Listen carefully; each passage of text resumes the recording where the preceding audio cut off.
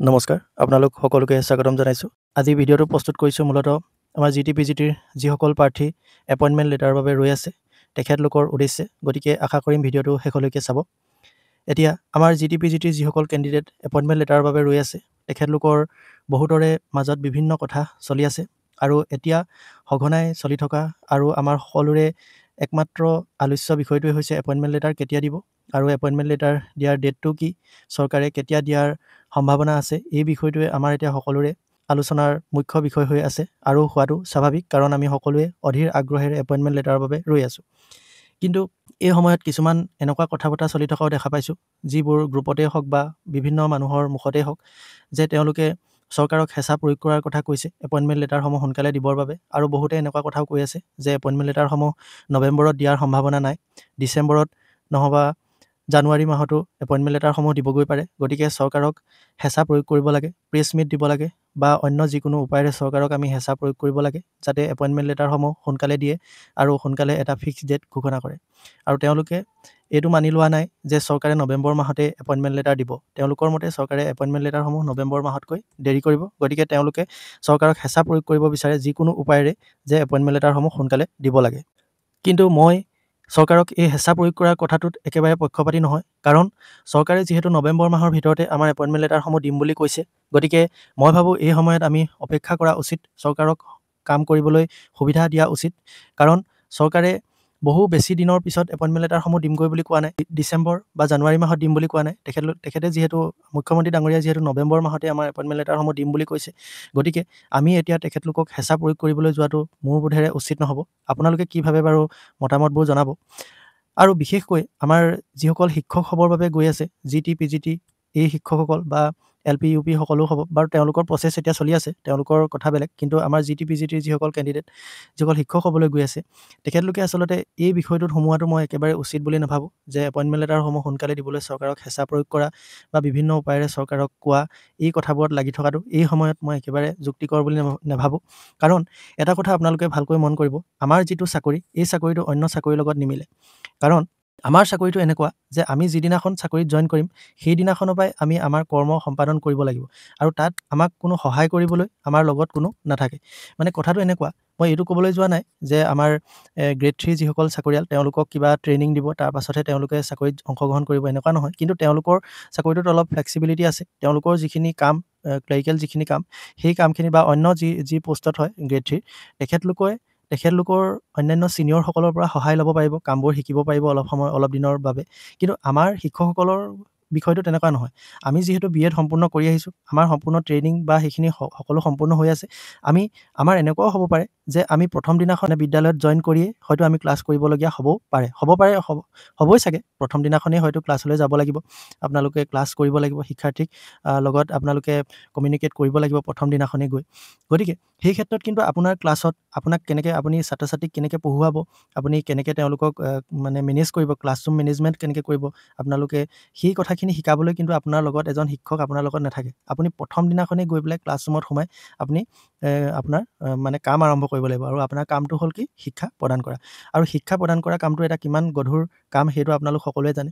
আৰু এই ক্ষেত্ৰত আমাৰ কনফিডেঞ্চ লেভেলটো আচলতে বহুত হাই থকাটো বহুত প্ৰয়োজন বুলি মই ভাবোঁ। মানে প্ৰথম দিনাখন যিদিনাখন আপোনালোক ক্লাছত সোমাব, সেইদিনাখনেই আচলতে আপোনাৰ সেই ক্লাছটোত আপোনাৰ ভৱিষ্যতৰ দিনবোৰ কেনেকুৱা হ'ব সেইটো বহুত নিৰ্ভৰ কৰিব। মানে প্ৰথম দিনাখনেই আপুনি যদি শিক্ষাৰ্থীসকলৰ সন্মুখত আপোনাৰ এটা যদি গুড ইমপ্ৰেশ্যন যদি আপুনি জন্মাব নোৱাৰে তেতিয়াহ'লে আপুনি কিন্তু পিছত ক্লাছ মানে কৰি সুবিধাজনক নাপাব। এই বিষয়ে আপোনালোকে নিশ্চয় জানে, যিহেতু প্ৰেক্টিছ টিচিং কৰি আহিছে, সকলোৱে নিজে সেইটো অভিজ্ঞতা পাইছে, যে প্ৰথমতেই যদি আপোনালোকে শিক্ষাৰ্থীসকলৰ মানে first impression is the last impression. গতিকে সেই কথাটো আপোনালোকে সদায় মনত ৰাখিব লাগিব। আৰু এইটো অকল শিক্ষাৰ্থী বুলিয়ে নহয়, আপুনি অফিচলৈ যাওঁতেও যেতিয়া আপুনি জইন কৰিবলৈ যাব, সেই সময়তো আপুনি একদম হাই কনফিডেঞ্চত যাব লাগিব। আৰু আপুনি কমৰ ৰুমত অন্যান্য আপোনাৰ যিখিনি সহকৰ্মী হ'ব, যিখিনিৰ লগত আপুনি ফাৰ্ষ্ট যেতিয়া আপোনাৰ ইণ্টাৰেকশ্যন হ'বগৈ, তেতিয়া আপুনি একদম কনফিডেণ্টলি তেওঁলোকৰ লগত আপুনি ডিল কৰিব লাগিব। প্ৰথমতে চা চিনাকি ইণ্ট্ৰডাকশ্যনখিনি একদম কনফিডেণ্টলি আপুনি সেইখিনি তেওঁলোকৰ লগত মানে ইণ্ট্ৰডিউচ হ'ব লাগিব কনফিডেণ্টলি, আৰু যিহেতু সেইটোৰ লগত আপোনাৰ গোটেই ভৱিষ্যত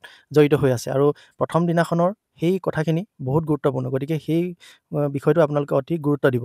আৰু এই কনফিডেন্সটো বিল্ড কৰিবৰ বাবে আপুনি এতিয়াৰ পৰা প্ৰয়াস কৰিব লাগিব। মই এইটো কোৱা নাই যে আপোনালোকৰ কনফিডেন্স এতিয়া নাই, আপোনালোকৰ কনফিডেন্স লেভেল ল', আপোনালোকে বিদ্যালয়লৈ যাওঁতে ভয় ভয় যাব, মই এইটো ক'বলৈ যোৱা নাই। কিন্তু আপুনি যেতিয়া আপোনাৰ ক্ষেত্ৰত আপুনি যেতিয়া আপ টু ডেট হৈ থাকিব, তেতিয়াহে আপোনাৰ কনফিডেন্সটো হাই হৈ থাকিব। মানে মই এইটো ক'ব বিচাৰিছোঁ যে এইকেইদিনত আমি আমাৰ এপইণ্টমেণ্ট লেটাৰ কেতিয়া দিব, ডেট কি হ'ব, চৰকাৰক হেঁচা দিব লাগে, কিবা কিবি কৰিব লাগে, এইবোৰত লাগি থকাতকৈ আমাৰ যিটো কাম, আমি যিটো ভৱিষ্যতে আমাৰ যিটো কাম হ'ব, সেই কামটোৰ ওপৰত আমি এইকেইদিন ফ'কাছ কৰিব লাগে। কাৰণ আমাৰ যিহেতু সকলোৱে কোৱালিফাইড ফৰ এপইণ্টমেণ্ট লেটাৰ আহিলে, গতিকে এতিয়া আৰু চিন্তা কৰিবলগীয়া কোনো কথা নাই। দুদিন দেৰি হ'লেও আপোনাৰ এপইণ্টমেণ্ট লেটাৰ আহিবই, আৰু এপইণ্টমেণ্ট লেটাৰ যেতিয়াই আহক তেতিয়াই আপোনাৰ কাম আপুনি কৰিবই লাগিব, মানে আপুনি শিক্ষাদান কৰিবই লাগিব।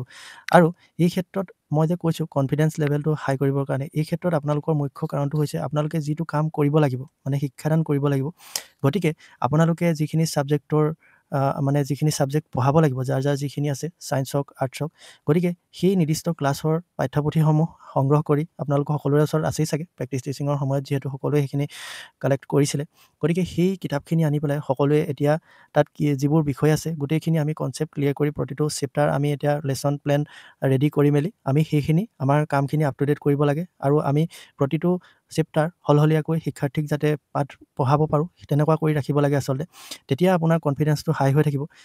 আৰু কনফিডেন্সটো এই কাৰণে হাই হৈ থাকিব বুলি কৈছোঁ, আপুনি প্ৰথম দিনাখনেই যদি যায় বিদ্যালয়লৈ জইন কৰিবৰ, মানে প্ৰথম দিনা যেতিয়া আপুনি জইন কৰিবৰ কাৰণে যাব, সেইদিনা আপোনাৰ যদি মনত এইটো ভাৱ থাকে যে মোক আজি আকৌ ক্লাছ কৰিবলৈ দিব নি, মই আজিতো ক্লাছ কৰিবলৈ দিলে মই আকৌ প্ৰিপেয়াৰ হৈ অহা নাই, গতিকে আপোনাৰ সেই ভয় এটা অলপ মনত মানে থাকিবই যে আজি আকৌ ছাৰে ক্লাছলৈ যাবলৈ ক'ব নি, যে মই আজিতো প্ৰথম জইন কৰিবলৈহে আহিছোঁ, গতিকে মইতো ক্লাছ কৰিবলৈ বুলি প্ৰিপেয়াৰ হৈ অহা নাই, গতিকে যদি মোক যাবলৈ কয় মই কি কৰিম তেতিয়া। সেই ভয় ভাৱটো মনত আপোনাৰ যদি থাকে, তেতিয়া আপোনাৰ কনফিডেন্স লেভেলটো ল' হৈ থাকিব।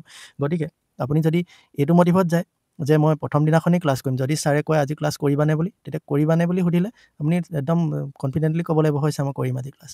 গতিকে আপুনি প্ৰথম দিনাখন আপুনি ক্লাছত কিবা যে আপুনি পাঠ দিব বা কি কৰিব, আপুনি ইণ্ট্ৰডিউচ হ'ব, শিক্ষাৰ্থীৰ লগত কেনেকৈ আপুনি ইণ্ট্ৰডিউচ হ'ব, সেই বিষয়খিনি আপুনি আগতীয়াকৈ মানে ভাবি থ'ব লাগিব। আৰু আপোনাৰ গোটেই পাঠখিনি আপুনি যেনে হ'লেও এটা আপোনাৰ সাধাৰণ এটা ইমেজটো আপোনাৰ থাকিব লাগিব যে এই পাঠটোত এইখিনি কথা আছে, সেইখিনি আপুনি জানি থ'ব লাগিব। আমি যদিও প্ৰেক্টিছ টিচিঙৰ সময়ত আমি পাঠবোৰ চাইছিলোঁ, তথাপিতো এতিয়া এইকেইদিনত আমাৰ বিভিন্ন কথাত আমি লাগি আছোঁ, যিহেতু আমাৰ ৰিজাল্টৰ কাৰণে আমি বহুত দিন হতাশাগ্ৰস্ত হ'লোঁ, তাৰপাছত আকৌ এতিয়া এইখিনি কথাত লাগি আছোঁ, গতিকে আমাৰ অলপমান আমি সেই বিষয়টোৰ পৰা আঁতৰি আহিছোঁ, গতিকে আমাৰ কথাবোৰ অলপ পাহৰি যোৱাৰ দৰে হৈছে। গতিকে আমি কনফিডেণ্টলি আমি ক্লাছত পাঠ পঢ়াবৰ কাৰণে এইকেইদিন আপোনালোকক মই কওঁ, আপোনালোকে এইবোৰত লাগি থকাতকৈ আপোনালোক থাকক, বিভিন্ন চেনেলবোৰ চাই থাকক, বা টুইটাৰ বা শিক্ষামন্ত্ৰী বা মুখ্যমন্ত্ৰী ডাঙৰীয়া লাইভত আহিছে নেকি, সেই কথাখিনি আপ টু ডেট হৈ থাকক। কিন্তু লগতে এই বিষয়টো আপোনালোকে চাওক যিখিনি মানে আমাৰ কৰণীয় হ'ব। আপোনালোকে কিতাপখিনি কালেক্ট কৰক, যদি আপোনাৰ লগত নাই, যদি আছেতো ভালেই, তেনেহ'লে সেই পাঠবোৰৰ লগত অলপ চিনাকি হৈ থাকক, যিখিনি আমি ভৱিষ্যতে তেওঁলোকক পাঠ পঢ়াব লাগিব। আপোনালোকে লেচন প্লেনসমূহ প্ৰিপেয়াৰ কৰক, যদি পুৰণা লেচন প্লেনবোৰ আপোনাৰ লগত আছে, আপুনি যদি লৈ আহিছিলে তেনেহ'লেতো ভালেই, নহ'লেও আপুনি লেচন প্লেনখিনি প্ৰিপেয়াৰ কৰিব। আৰু লেচন প্লেন প্ৰিপেয়াৰ কৰাটো অতি প্ৰয়োজন, কাৰণ আজিকালি কিন্তু বিদ্যালয়ত লেচন প্লেন বিচাৰে, আৰু বিভিন্ন আজিকালি যিবোৰ কিবাকিবি হৈ থাকে যে আপোনাৰ কিবাকিবি এনেকুৱা অনুষ্ঠানবোৰ হৈ থাকে, তাত মানে লেচন প্লেন শ্ব' কৰিব লাগে শিক্ষকসকলে, গতিকে আপোনালোকে লেচন প্লেন বনাবই লাগিব। যদিও আগৰ পুৰণা শিক্ষকসকলে বিদ্যালয়ত লেচন প্লেন অনুসৰি পাঠ নপঢ়ায়, তথাপিতো লেচন প্লেন কিন্তু আপোনালোকে প্ৰিপেয়াৰ কৰি ৰাখিব লাগিব, কাৰণ ভৱিষ্যতে সেইখিনি প্ৰয়োজন হ'ব।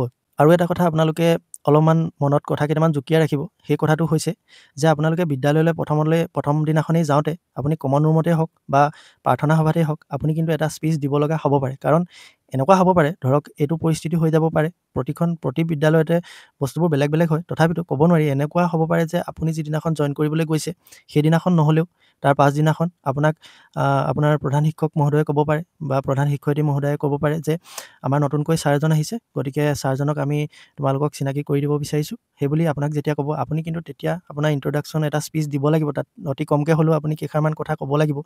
আৰু কমন ৰুমতো হয়তো আপোনাক ৱেলকাম কৰিবলৈ কিছুমান স্কুলত দেখোঁ যে নতুনকৈ যেতিয়া এজন শিক্ষকে জইন কৰে, তেতিয়া তেখেতক সম্বৰ্ধনামূলক এটা অনুষ্ঠান ৰাখে, আৰু আনুষ্ঠানিকভাৱে নহ'লেও তেওঁলোকে কমন ৰুমতে তেওঁক গামোচা পিন্ধাই নিৰ্দিষ্ট আসনত এনেকৈ বহুৱায়। গতিকে প্ৰতিখন বিদ্যালয়তে বেলেগ বেলেগ হয়, এইটো নাজানো, কিন্তু আপোনালোকে ভৱিষ্যতৰ তেনেকুৱা ছিটুৱেশ্যনৰ কাৰণে অলপ মানে প্ৰস্তুত হৈ থাকিব লাগিব। আৰু বিভিন্নজন থাকে আচলতে পৰিস্থিতিৰ ওপৰত পটককৈ কিবা এষাৰ ক'বলৈ সাজিব পাৰে, আৰু বহুত এনেকুৱা থাকে যে পটককৈ কথা নোলায়, মানে পটককৈ কি ক'ম কি নক'ম এনেকৈ ভাবি নাপায়, আৰু তেনেকুৱা এটা ছিটুৱেশ্যন হৈ গ'লে মানে তেওঁলোকৰ অলপ ভয় ভাৱ এটা আহি যায়, পটককৈ এতিয়া কি ক'ম, নাৰ্ভাছ ফিল কৰে। গতিকে সেইসকলক কৈছে বিশেষকৈ আপোনালোকে এনেকুৱা এটা ছিটুৱেশ্যনৰ বাবে দুষাৰমান কথা মনত এতিয়াৰ পৰাই জুকিয়াই ৰাখক যে আপোনালোকে কি ক'ব। যদি আপোনাক প্ৰাৰ্থনা সভাত হওক বা আপোনাৰ কমন ৰুমত যেতিয়া আপোনাক গামোচা এখন পিন্ধাই পেলাই আপোনাক যেতিয়া তেওঁলোকে ৱেলকাম কৰিব, তেতিয়া আপুনিতো দুআষাৰ কথা ক'ব লাগিব যে মই জইন কৰিছোঁ, মোৰ ঘৰ আমুক তামুক এনেকৈ। গতিকে আপোনালোকে সেই কথাটো বিষাৰ অলপ হ'লেও মনত জুকিয়াই ৰাখিব, যাতে আপুনি সেই মুহূৰ্তকণত যদি আপুনি ক'ব লগা হয়, তেতিয়া যাতে আপুনি কনফিডেণ্টলি দুআষাৰমান কথা ক'ব পাৰে। গতিকে মই আপোনালোকক শেষত এটাই কথা ক'ব বিচাৰোঁ যে আমাৰ যিটো চাকৰি, বিশেষকৈ শিক্ষকসকলৰ, এই চাকৰিটো অন্য চাকৰিৰ লগত একেবাৰে নিমিলে। কাৰণ অন্য যিসকল চাকৰিয়াল আছে তেওঁলোকৰ চাকৰিত অলপ ফ্লেক্সিবিলিটি থাকে, তেওঁলোকে এদিন দুদিন অলপ কাম নকৰাকৈ বা ছিনিয়ৰৰ সহায় ল'ব পাৰে। গতিকে আমাৰ কাম আমি সদায় কৰিবই লাগিব, ভালকৈ কৰিবই লাগিব। আৰু আমি কেতিয়াও কামত ফাঁকি দিব নোৱাৰোঁ। আচলতে আমাৰ কামটো তেনেকুৱা নহয়। মই এইটো কোৱা নাই যে আমাৰ বাকী চাকৰিয়ালসকলে কামত ফাঁকি দিয়ে, কিন্তু তেওঁলোকৰ কামটো এনেকুৱা হ'ব পাৰে, ধৰক আজি এই কিবা ফাইল এটা কাম আহিছে বা কিবা এক্সেলৰ কিবা কাম এটা আহিছে, সেইটো তেওঁ আজি নকৰি পেলাই কাইলৈ ছিনিয়ৰক সুধি মেলি সেইখিনি তেওঁ কৰিব, দুদিন পিছতো তেওঁ দিব পাৰে। কিন্তু আমাৰ শিক্ষকৰ কামটো এনেকুৱা নহয়। আপুনি যদি আজি ভালকৈ নপঢ়ায়, আজি এনেই ক্লাছটো এনেকৈয়ে কটাই দিওঁ, কাইলৈ মই এইখিনি চাই আহি পেলাই পঢ়ামহি, কিন্তু তেনেকুৱা কৰিলে আপুনি আপোনাৰ দিনটো পাৰ হৈ যাব। আপোনাৰ শিক্ষাৰ্থীও আপোনাৰ যি কথা শুনি ভাল পাব, আপুনি তেনেকৈ পাৰ কৰি দিব। কিন্তু আচলতে সেইটো নহয়। আপুনি তেনেকুৱা কৰিলে আপুনি তেওঁলোকক ঠগা হ'ব, আৰু তেওঁলোকেতো বুজি নাপায়। তেওঁলোকে আপুনি নপঢ়াই পেলাই বিভিন্ন কথা আলোচনা কৰি থাকিলেতো তেওঁলোকে ভালেই পায়। গতিকে সেইখিনি কথা আচলতে আমাৰ চাকৰিটো অলপ বেলেগ হয়। গতিকে আমি এই সময়কণ আমাৰ কাৰণে অলপ গুৰুত্বপূৰ্ণ, কাৰণ এপইণ্টমেণ্ট লেটাৰ দিয়াৰ পাছত আপুনি বিভিন্ন ডকুমেণ্ট উলিয়াওঁতেই আপোনাৰ সময় গুচি যাব সেইকেইদিন, যি 15 দিন বা যিমান দিন দিয়ে আৰু এপইণ্টমেণ্ট লেটাৰ দিয়াৰ পৰা জইন কৰিবলৈ। গতিকে সেই ডকুমেণ্টসমূহ উলিয়াওঁতে মেলোতে আপোনাৰ সময় গুচি যাব। গতিকে মই ভাবোঁ এইকেইদিন আপোনালোকে, মই যিটো ক'লোঁ যেনেকৈ আপোনালোকৰ যিবোৰ কোৰ্চৰ মানে যিবোৰ 9ৰ হওক 10ৰ হওক, যেনেকুৱা যিবোৰ পাঠ্যপুথি আছে বা যিসকল PGTৰ আছে, তেওঁলোকেও নিৰ্দিষ্ট ক্লাছসমূহৰ যিখিনি কিতাপ আছে সেইখিনি চাই পেলাই কনচেপ্টবোৰ ক্লিয়াৰ কৰি ৰাখক। আৰু যদি আপোনালোকৰ এইখিনি ক্লিয়াৰ হৈ আছে তেতিয়াহ'লে ভালেই, কিন্তু মই ভাবোঁ সৰহ সংখ্যকৰে এইখিনি এতিয়া ক্লিয়াৰ হৈ থকা নাই, কাৰণ আমাৰ বেছি সংখ্যকেই এতিয়া বিষয়টোৰ পৰা আঁতৰি আহিছে প্ৰায়। আৰু যিসকলে টিউশ্যন কৰে বা প্ৰাইভেট স্কুলত এতিয়াও কৰি আছে বা এৰি অহা বেছিদিন হোৱা নাই, তেওঁলোকৰ ক্ষেত্ৰত অসুবিধা নাই। তেওঁলোকৰ যিহেতু বহুদিন শিকোৱাৰ পাছত কথাখিনি মনত প্ৰায় ৰৈ থাকে। কিন্তু আমাৰ যিসকলৰ টিচিং কৰাৰ মানে হেৰি নাই, কণ্টিনিউৱাছলি বহুত দিন টিচিং তেওঁলোকৰ কৰাৰ অভ্যাস নাই, প্ৰেক্টিছ টিচিঙৰ সময়তে তেওঁলোকে সেই ছাবজেক্টবোৰ পঢ়াইছিলে, এতিয়া তেওঁলোকৰ সেইবোৰৰ পৰা আঁতৰি আহিছে। গতিকে সেই ক্ষেত্ৰত আপোনালোকে কিন্তু ছাবজেক্টবোৰ চোৱাটো অতি প্ৰয়োজনীয়।